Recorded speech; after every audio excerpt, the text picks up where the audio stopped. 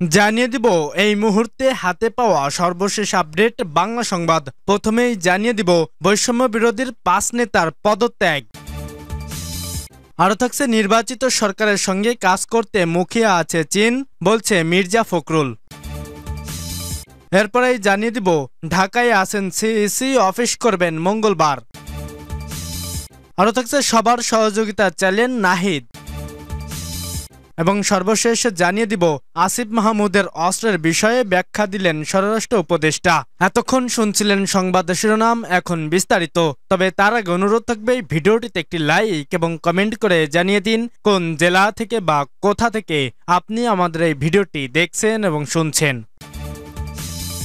বৈষম্য বিরোধীর ৫ নেতার পদত্যাগ। সিরাজগঞ্জের উল্লাপাড়ায় বৈষম্য বিরোধী ছাত্র আন্দোলনে ৫ নেতা পদত্যাগ করেছেন। শনিবার সামাজিক যোগাযোগ মাধ্যম ফেসবুকে পোস্ট দিয়ে পদত্যাগ করেন তারা। পদত্যাগকারীরা হলেন বৈষম্য বিরোধী ছাত্র আন্দোলন উল্লাপাড়া উপজেলা শাখার যুগ্ম আহ্বায়ক মোহাম্মদ ইসমাইল হোসেন, যুগ্ম সদস্য সচিব সামিউল ইসলাম সিয়াম, মুখ্য সংগঠক সাইফুল ইসলাম মিলন, সিনিয়র সংগঠক মনিরুল ইসলাম শিমুল ও মুখপাত্র রিয়াদুল রিমন সরকার। পদত্যাগকারী নেতারা নিজ নিজ ফেসবুক পোস্টে সবাই প্রায় একই ধরনের অভিযোগ করেছেন। তারা উল্লেখ করেছেন সম্পূর্ণ অরাজনৈতিক প্ল্যাটফর্মে মনে করে তারা এ সংগঠনের সঙ্গে যুক্ত হন, কিন্তু বর্তমানে সংগঠনটি বেশিরভাগ সদস্য ও নেতৃত্ব একটি বিশেষ রাজনৈতিক মতাদর্শে অনুসারী হয়ে পড়েছেন, যার ফলে সংগঠনের অরাজনৈতিক অবস্থান আজ প্রশ্নবিদ্ধ।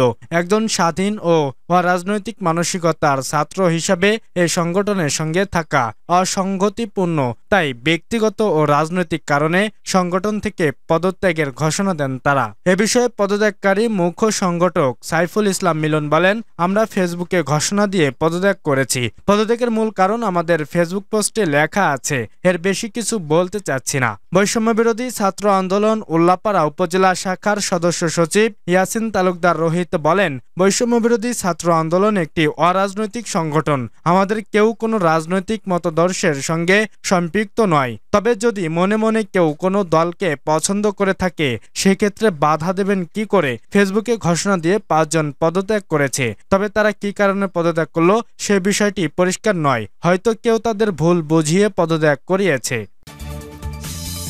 নির্বাচিত সরকারের সঙ্গে কাজ করতে মুখিয়ে আছে চীন, বলছে মির্জা ফখরুল। নবনির্বাচিত সরকারের সঙ্গে কাজ করতে চীন মুখিয়ে আছে বলে জানিয়েছেন বিএনপির মহাসচিব মির্জা ফখরুল ইসলাম আলমগীর। সোমবার বিকেলে গুলশানে বিএনপি চেয়ারপারসনের কার্যালয়ে সংবাদ সম্মেলনে এসব কথা বলেন মির্জা ফখরুল। সম্প্রতি বিএনপির একটি প্রতিনিধি দলের চীন সফর শেষে এ সংবাদ সম্মেলনের আয়োজন করা হয়। মির্জা ফখরুল বলেন, বিএনপি ক্ষমতায় গেলে তিস্তা প্রকল্প বাস্তবায়নে চীন সরকারের সঙ্গে কাজ করবে। রোহিঙ্গা প্রত্যাবর্তনে মিয়ানমার সরকারকে রাজি করাতে আন্তরিকতার সাথে কাজ করছে চীন। তিনি বলেন, প্রতিবেশী দেশগুলোর সঙ্গে আন্তরিকতার সহিত কাজ করতে আগ্রহী চীন। নির্বাচিত সরকারের সঙ্গে কাজ করতে মুখিয়া রয়েছে দেশটি। গণতান্ত্রিক প্রতিক্রিয়ায় ফেরার বিষয়ে চীনের অবস্থান জানতে চাইলে বিএনপির মহাসচিব বলেন, এ বিষয়েও চীনের মনোভাব অত্যন্ত ইতিবাচক। চীনের সঙ্গে সম্পর্ক জোরদার করার চেষ্টা বিএনপি করছে কিনা এমন প্রশ্নে তিনি জানান, চীনের আগ্রহ আছে যেন বাংলাদেশ প্রতিবেশীদের সঙ্গে সুসম্পর্ক বজায় রাখে। মির্জা ফখরুল বলেন, চীন আশা করছে একটি নির্বাচিত সরকারের সঙ্গে তারা আরো গভীর, আন্তরিক ও বন্ধুত্বপূর্ণ সম্পর্ক বজায় রেখে কাজ করতে পারবে। চীনা কমিউনিস্ট পার্টির আমন্ত্রণে গত ২২ জুন ৯ সদস্যের উপপর্যায়ে প্রতিনিধি দল নিয়ে চীন সফরে যান বিএনপির মহাসচিব মির্জা ফখরুল ইসলাম আলমগীর। ২৭ জুন দেশে ফিরে প্রতিনিধি দলটি। ঢাকায় আছেন সিইসি, অফিস করবেন মঙ্গলবার। প্রধান নির্বাচন কমিশনার এএমএম নাসির উদ্দিন বর্তমানে ঢাকায় অবস্থান করছেন। স্বাস্থ্যগত পরীক্ষা নিরীক্ষার জন্য তিনি গতকাল রোববার ও আজ সোমবার অফিস করেননি। তবে মঙ্গলবার তিনি অফিস করবেন বলে নিশ্চিত হয়েছে কালবেলা। জানা গেছে, প্রধান নির্বাচন কমিশনার ২ দিন অফিসে না যাওয়ায় একটি মহল তাকে নিয়ে গুজব ছড়াচ্ছে। তিনি দেশ ছেড়েছেন অথবা পদত্যাগপত্র জমা দিয়েছেন বলে মিথ্যা তথ্য সামাজিক মাধ্যমে ছড়ানো হচ্ছে, যা একেবারেই গুজব। এর আগে বৃহস্পতিবার বিকালে প্রধান উপদেষ্টা মোহাম্মদ ইউনূসের সঙ্গে 1-to-1 বৈঠক করেন সিইসি। রাষ্ট্রীয় অতিথি ভবন যমুনায় এ বৈঠক অনুষ্ঠিত হয়। তবে অনেকটাই আংশিক ও বৈঠক সম্পর্কে গণমাধ্যমকে কোনো পক্ষ থেকেই ব্রিফ করা হয়নি। এ বৈঠকের পর সিইসির দেশ ত্যাগ বা পদত্যাগ নিয়ে সামাজিক যোগাযোগ মাধ্যমে গুজবটি ছড়িয়ে পড়ে।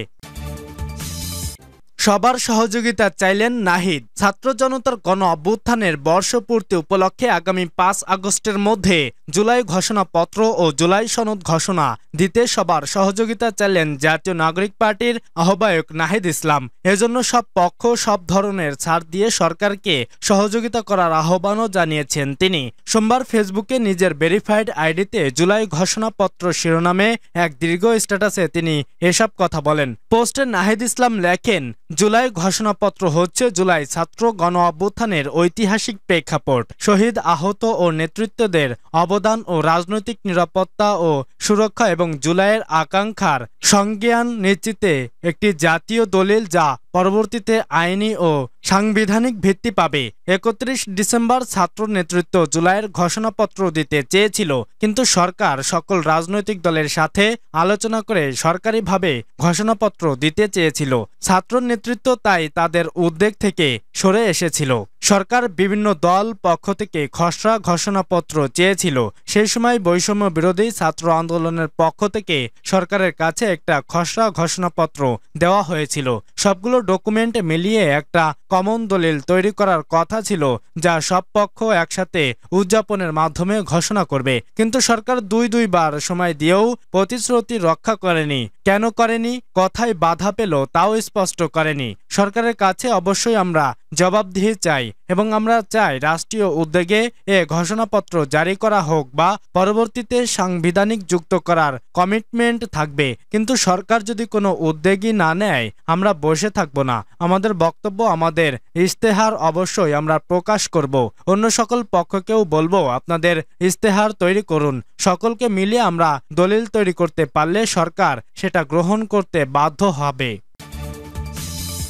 আসিফ মাহমুদের অস্ত্রের বিষয়ে ব্যাখ্যা দিলেন স্বরাষ্ট্র উপদেষ্টা। বিমানবন্দরের যুব ও ক্রীড়া উপদেষ্টা আসিফ মাহমুদের ব্যাগে ম্যাগাজিন পাওয়ার ঘটনায় ব্যাখ্যা দিয়েছেন স্বরাষ্ট্র উপদেষ্টা লেফটেন্যান্ট জেনারেল জাহাঙ্গীর আলম চৌধুরী। তিনি বলেছেন, অনেকে বলেছেন তিনি AK-47 এর লাইসেন্স পেয়েছেন। এটা AK-7 নয়, এটা তারই একটি হাতিয়ার। তার একটি পিস্তলের খালি একটি ম্যাগাজিন ছিল, সেটি ভুলে রয়ে গিয়েছিল। সোমবার স্বরাষ্ট্র মন্ত্রণালয় সভাকক্ষে আইন শৃঙ্খলা সংক্রান্ত কোর কমিটির বৈঠক শেষে এসব কথা বলেন তিনি।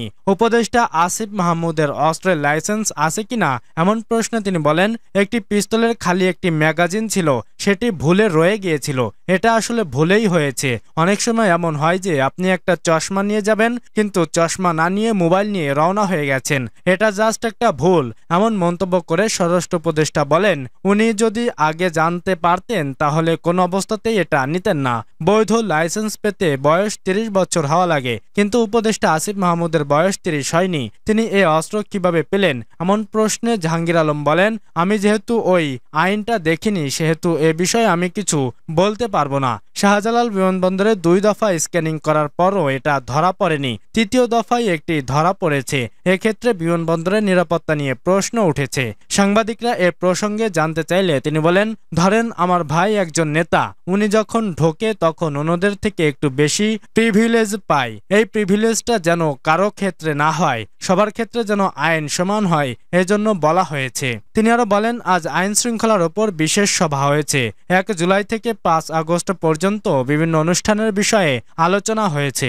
এ সময় বিভিন্ন পার্টি ও সামাজিক সংগঠনের নানা অনুষ্ঠান থাকবে। এসব অনুষ্ঠান কিভাবে নির্বিঘ্ন হতে পারে সে বিষয়ে আমরা আলোচনা করছি।